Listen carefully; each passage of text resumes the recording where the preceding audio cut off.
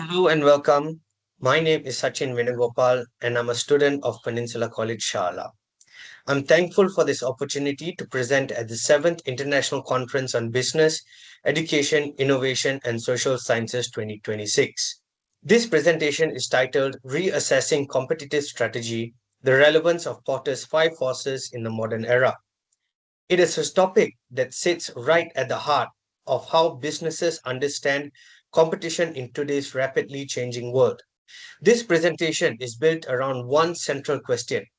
Can a business framework created in 1979 still be useful in a world shaped by artificial intelligence, digital platform, and constant disruptions? Let me walk you through what this presentation covers before we begin. This presentation is organized around seven key topics. We begin with the research background and the central question that drives the study. We then look at how Potter's five forces model works, followed by our first finding, which examines where the model still performs well. Our second finding then explores the limitations of the model in modern digital markets. From there, we introduce Blue Ocean strategy as a contrasting framework. The fourth finding brings both frameworks together in one integrated approach. And finally, we close with three practical recommendations and a conclusion. Let us begin with the research background. The central question of this research is whether Potter's five forces model, which was introduced in 1979, remains a reliable and useful tool for analyzing competition in the modern business environment. Potter's model identifies five external forces that shape how competitive and profitable an industry can be. Those five forces are the threats of new companies entering the market, the bargaining power of suppliers, the bargaining power of buyers or customers, the threat of substitute products or services, and the intensity of rivalry between existing competitors.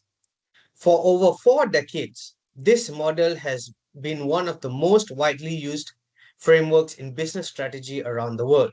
To address the central question, this research used a secondary research methodology, meaning a carefully and systematic review of academic literature published between 1980 and 2024, drawing from the fields of strategic management, digital economics, and platform theory. The four frameworks examined are Potter's five forces, Blue Ocean strategy, PESTLE, and resource-based view. The purpose was not to deliver a simple verdict. The purpose was to understand precisely when the model works, where it breaks down, and what can be added to strengthen it. To answer that properly, the model itself must firstly be clearly understood, which is exactly what the next slide covers. At the center of Potter's model is competitive rivalry, which refers to how intensely existing companies within an industry compete against one another. Surrounding this central force are four others, each applying competitive pressure from different directions. Firstly, new entrants refers to the threat from new companies trying to break into industry. The harder it is to enter, whether because of high cost, strict regulations, or strong brand loyalty among existing customers, the less pressure current businesses face from new players. Supplier power refers to how much control the suppliers of a business hold over pricing and supply terms. When fewer suppliers exist, they can dictate conditions to the business that rely on them. Buyer power is the opposite. It refers to the ability of customers to push down or demand greater value, especially when they can easily switch between competing options. And substitutes refers to the threat from entirely different products or services that could meet the same customer in a different way. Together, these five forces map the competitive pressure across an entire industry. The first finding of this research is that, yes, in stable and mature industries, Potter's five forces model remains highly effective. Three real world cases demonstrate this clearly. Ryanair built its entire cost leadership strategy on five forces thinking. Every major decision, from how it negotiates aircraft supply agreements to how it structures ticket pricing, and ancillary fees, reflects a disciplined understanding of buyer power, competitive rivalry, and a supplier leverage. For Ryanair, the five forces model is not just a planning tool, it is in many ways the foundation of the entire business model. Procter and Gamble uses five forces analysis across dozens of markets around the world, applying it consistently to fine tune their competitive position in each local context. Entry threats, supplier relationships, and buyer behavior are central to how they make strategic decisions at a global scale. The telecoms industry confirms the pattern a third time. The high cost of spectrum licenses, the enormous infrastructure investment requirement, and the weight of regulatory oversight all create exactly the kind of stable and measurable competitive environment that the model was designed to map. In this sector, the five forces framework applies almost perfectly. Where these three cases share is important. They all exist in industries with clear boundaries, recognizable competitors, and relatively predictable dynamics. As this slide puts it, the model's theoretical grounding has not been falsified. It has merely been complicated because when those stable conditions change, the model's limitations begin to show. And that is what the next slide addresses. In digital markets and platform based industries, three important weaknesses emerge that significantly limit what the model can do. The first weakness is fixed industry boundaries. Porter's model assumes that a clear line can be drawn around an industry, but Amazon simultaneously operates as a retailer, a marketplace for third party sellers, a logistics company, and a data analytics business. There is no single Porter's category that fits a company playing all those roles at the same time. The second weakness is the static snapshot problem. The model analyzes an industry at one fixed point in time. In fast moving sectors like software companies, financial technology, and artificial intelligence, the competitive landscape can change dramatically within just a few months. A model that captures one moment simply cannot keep pace with an industry that is constantly in motion. The third weakness is network effects are largely ignored. In platform markets, competition does not happen between individual companies. It happens between an entire ecosystem. Uber, for example, does not only compete with taxis, it competes with Grab, with public transport companies, and even with personal car ownership. The competitive strength of these platforms comes from the scale of their user network, which is something Porter's model was never built to measure. The comparison at the bottom of this slide makes the contrast very clear. Traditional retailers like Tesco and Walmart operate within well defined boundaries where the five forces model works well. Platform companies like Amazon, Shopee, and Alibaba operate by completely different rules, where competitors are also partners and ecosystems replace that neat linear structure the model assumes. This contrast leads naturally to a question. If Potter's model is insufficient on its own in these contexts, what can be added to complete it? The next slide introduces exactly that alternative. The alternative is blue ocean strategy, where Potter asks how can a company compete more effectively within an existing industry. Blue ocean strategy asks something fundamentally different. It asks how a company can make competition completely irrelevant by creating an entirely new market space. Four well known cases bring this to life. Cirque du Soleil did not try to outperform the traditional circus. It walked away from traditional circus entirely and created a high end entertainment experience for adults that had simply never existed before. Apple iTunes did not compete with music retailers. It created a legal digital download model that made piracy pointless, rendering the old distribution system unnecessary. Tesla did not enter the car industry to build another car. It entered to redefine what a car could fundamentally be: sustainable, technology driven, and aspirational. And Netflix did not simply outperform Blockbuster. It changed the entire way people consume content through streaming, on demand viewing, and original programming, leaving the old business model far behind. In every one of these cases, the goal was not to win within an existing market. The goal was to create a new one. That is where blue ocean strategy performs best. However, this framework also has real limitations that are equally important to understand.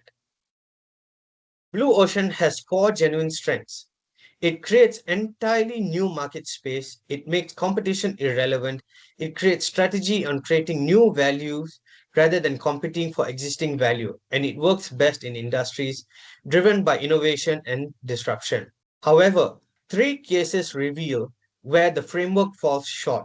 EasyJet was a genuine blue ocean innovator in low cost aviation, but Ryanair quickly copied the model and then surpassed it. Blue Ocean strategy gives no structured guidance on how to protect a first mover advantage once competitors begin to follow you in the same space.